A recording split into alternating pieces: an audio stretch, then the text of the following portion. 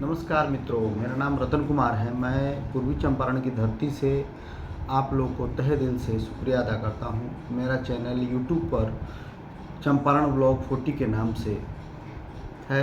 मेरा नाम रतन कुमार सिंह है। रतन कुमार सिंह के नाम से भी आप लोग उस चैनल को खोज सकते हैं।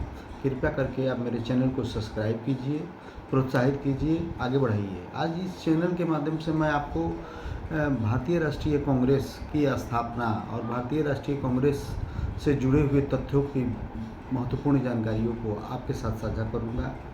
सबसे पहले मैं आपको बता देना चाहता हूं कि भारतीय राष्ट्रीय कांग्रेस की स्थापना 28 दिसंबर 1885 ईस्वी में मुंबई में गोकुलदास तेजपाल विद्यालय में की गई थी। इस बैठक का आयोजन मुख्यतः एओ ह्यूम के द्वारा की गई थी। उसके प्रथम अध्यक्ष डब्ल्यू.सी. बनर्जी थे। उस समय भारत में वायसराय लॉर्ड डफरिन थे। दादा भाई नौरोजी के सहयोग से इस दल को एक नया नाम दिया गया था, जिसका नामकरण करके इंडियन नेशनल कांग्रेस यानी भारतीय राष्ट्रीय कांग्रेस कर दिया गया। अब इस घटनाक्रम के चक्र में मैं आपको बताऊंगा, बहुत सारे ऐसे अधिवेशन हुए थे जिसके तहत हमारे भारत के जो स्वतंत्रता संग्राम में लोग थे उसको बहुत मदद मिली थी। 1885 में मुंबई में डब्ल्यू.सी. बनर्जी के द्वारा इसकी अध्यक्षता की गई थी। इसमें 72 लोगों ने भाग लिया था।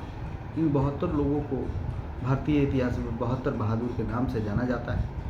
फिर दूसरा कॉन्फ्रेंस कलकत्ता में दादा भाई नौरोजी की अध्यक्षता में किया गया।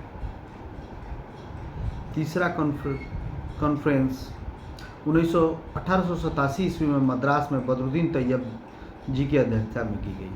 बदरुद्दीन तैयब जी प्रथम मुस्लिम अध्यक्ष के रूप में भारतीय राष्ट्रीय कांग्रेस के अध्यक्ष बने थे। फिर चौथा अधिवेशन 1888 ईस्वी में इलाहाबाद में जॉर्ज ह्यूल इसके अध्यक्ष थे। प्रथम अंग्रेज अध्यक्ष के रूप में इंडियन नेशनल कांग्रेस के अध्यक्ष बने थे। उसके बाद महत्वपूर्ण तिथियों में से 1896 है, जो कलकत्ता में हुआ था, और रहीमतुल्ला सयानी इसके दूसरे मुस्लिम अध्यक्ष पद पर काबिज हुए। उन्हीं की बैठक में पहली बार वंदे मातरम गाया गया था। और उसके बाद महत्वपूर्ण बैठक 1905 में वाराणसी में गोपाल कृष्ण गोखले की अध्यक्षता में की गई, जिसमें बंग भंग आंदोलन का नारा दिया गया। चूँकि हम जानते हैं कि 1905 भारतीय इतिहास के लिए काला शोक के दिवस के रूप में मनाया जाता है, क्योंकि उस समय जब अंग्रेज ब्रिटिश ईस्ट इंडिया कंपनी के द्वारा हम पर राज करती थी, तो वो अपने सत्ता को बहुत मजबूत करने के लिए बंगाल का विभाजन किए हुए थे। इसलिए कांग्रेस का जो 1905 का अधिवेशन हुआ, जिसमें गोपाल कृष्ण गोखले थे, उनकी अध्यक्षता में बंग भंग आंदोलन का शुरुआत किया गया। फिर 1906 में कलकत्ता में दादा भाई नौरोजी के द्वारा किया गया। इसमें स्वराज शब्द का पहली बार प्रयोग किया गया। 1907 में सूरत में अधिवेशन हुआ। इस सूरत अधिवेशन की अध्यक्षता रास बिहारी घोष के द्वारा की गई। इसमें नरम पंथ, गरम पंथ दो भाग में कांग्रेस बंट गया। इसमें कांग्रेस का विभाजन हो गया। फिर 1911 में जब कांग्रेस का कलकत्ता अधिवेशन हुआ, उसकी अध्यक्षता विशान नारायण धर ने किया था, जिसमें पहली बार जन गण मन पहले गाया गया था। फिर 1916 में लखनऊ अधिवेशन हुआ, जिसमें अंबिका चरण मजूमदार उसकी अध्यक्षता कर रहे थे। और मैंने जैसे ही पहले आपको बताया कि 1907 ईस्वी में कांग्रेस का विभाजन हुआ था, और 1916 में जब लखनऊ में फिर से अधिवेशन हुआ, तो उसमें जितने भी नरम दल और गरम दल के लोग, नेता, क्रांतिकारी दल के नेता लोग जो जुड़े हुए थे, वो लोग सब आपस में एकजुट हो गए। मुस्लिम लीग भी इसमें साथ आ गया। इसमें सारा पार्टी एकजुट हो गया। 1917 में कलकत्ता में जब अध्यक्ष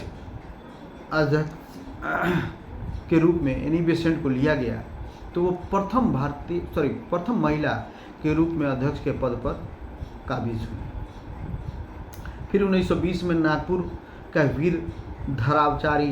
वीर धारावाचारी जो अध्यक्ष के रूप में काम किए थे, कांग्रेस के संविधान में उन्होंने प्रस्ताव पारित किया है। कांग्रेस के संविधान का प्रस्ताव पारित होने का मतलब ये हुआ कि इसमें कोई भी व्यक्ति, भारत का व्यक्ति इसकी सदस्य ले सकता है। उस समय सदस्यता शुल्क के रूप में 25 पैसे का शुल्क रखा गया था। उसके बाद 1920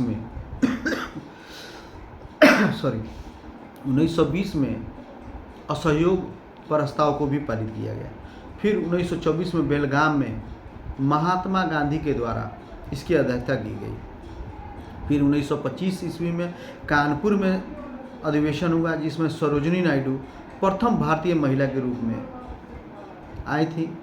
विजय विश्व तिरंगा प्यारा का गायन इसी कानपुर अधिवेशन में 1925 में गाया गया था।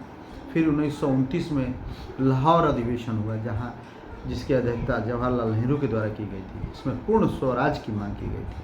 फिर 1931 में कराची वल्लभ भाई पटेल के द्वारा की गई थी। इसमें मौलिक अधिकार का प्रस्ताव पारित किया गया। फिर 1937 में फैजापुर उत्तर प्रदेश में जवाहरलाल नेहरू के द्वारा पहली बार इस अधिवेशन को ग्रामीण क्षेत्र में किया गया, क्योंकि उन लोगों का मानना था कि जिस प्रकार से हम अपनी स्वतंत्रता की मांग के लिए, स्वराज की मांग के लिए, मौलिक अधिकार की मांग के लिए हम लोग ये कॉन्फ्रेंस, ये मीटिंग आपस में हम लोग चर्चा करते हैं, तो केवल शहर के लोग ही भाग ले पाते हैं। तो क्यों नहीं ऐसा व्यवस्था किया जाए कि ग्रामीण क्षेत्रों के लोगों को भी इस आंदोलन से जोड़ा जाए। उसी के पहल को ध्यान में रखते हुए पहली बार गांव में अधिवेशन फैजापुर उत्तर प्रदेश में किया गया और लास्ट अधिवेशन 1947 में किया गया, जो मेरठ में हुआ, जो JB कृपलानी के द्वारा किया गया था। उस समय हमें स्वतंत्रता की प्राप्ति हुई थी। इसी के साथ हमारा वीडियो समाप्त होता है। मेरे चैनल का नाम है चंपारण ब्लॉग 40। प्लीज़ आप लोग इसको सब्सक्राइब कीजिए। Thank you.